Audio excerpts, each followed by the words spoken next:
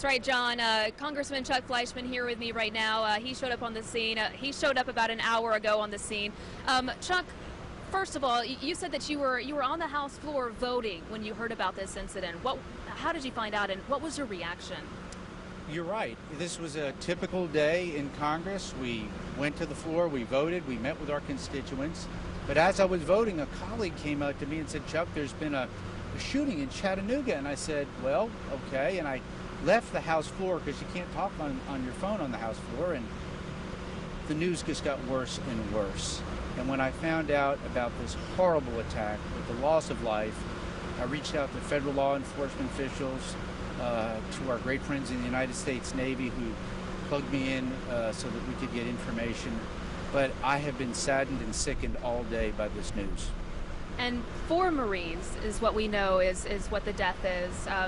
What do you have to say about that? Men and women that have been serving our country, now dead because of a shooter. I am so ill over this. These are 4 wonderful individuals who wear the uniform of the United States Marines, bring people in to be recruited. It's so sad that this would happen in America, let alone right here in Chattanooga. Chattanooga is a wonderful city. It's a patriotic city, and to have a horrific event occur like it did today saddens me. This is a sad day in Chattanooga history. And did you talk to some of the people since you've been here that were here on the scene? Who did you talk to, and what's going on with them? Well, as I've said, Chattanoogans are wonderful people. I got home as soon as I could. There's been such an outpouring of support here. I've seen men and women and children bringing flowers and cards. A memorial is going on here. The healing process has begun. There's a lot of love for our country, a lot of love and prayers for those who lost their lives and for their families.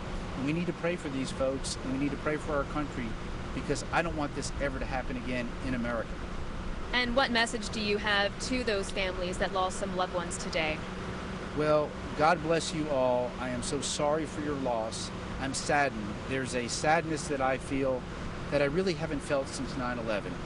And that was a horrible day in American history where we had tremendous loss of life.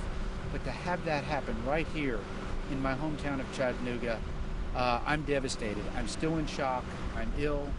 I'm hoping and praying for all those who lost loved ones, and I'm praying for our country so that we can move forward and hopefully make it a safer and better America for all of us.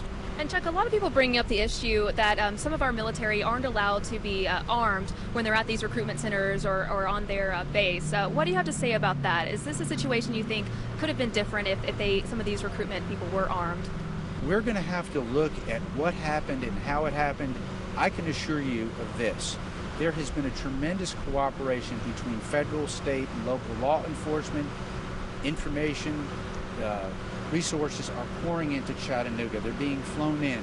We are going to address this at the highest level, as it should be, and find out what went wrong, and then come up with solutions so that hopefully this will never happen again.